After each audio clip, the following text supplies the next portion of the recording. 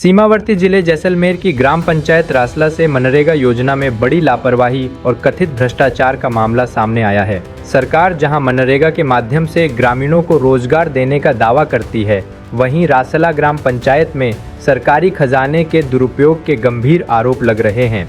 दरअसल सामने आए मस्टर रोल में चौंकाने वाली बात यह है कि अलग अलग मस्टर रोल में मजदूरों के नाम अलग अलग दर्ज हैं, लेकिन उनमें लगाई गई फोटो एक ही दिखाई दे रही है। एक मस्टर रोल में 10 मजदूरों के नाम दर्ज हैं, लेकिन फोटो में दिखाई दे रहे लोगों की संख्या और मस्टर रोल के नामों में फर्क साफ नजर आता है।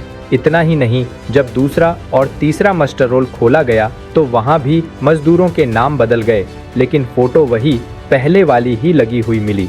इससे सवाल उठ रहा है कि क्या एक ही फोटो का उपयोग कर कई मजदूरों की उपस्थिति दर्ज कर सरकारी फंड निकाला जा रहा है।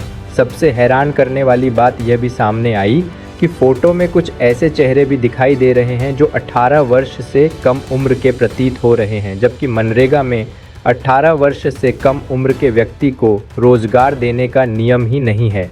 ऐसे में सवाल यह है कि आखिर नाबालिगों के जॉब कार्ड कैसे बन गए और उनकी उपस्थिति मस्टर रोल में कैसे दर्ज हो गई। सबसे बड़ी बात यह है कि यह फोटो सरकारी वेबसाइट पर अपलोड की गई है, जिसका मतलब है कि इसे आधिकारिक तौर पर मान्यता भी मिल चुकी है। जब इस पूरे मामले को लेकर ग्राम पंचायत रासला के ग्राम सेवक से बात की गई तो उन्होंने कहा कि उस दिन ये लोग एब्सेंट थे।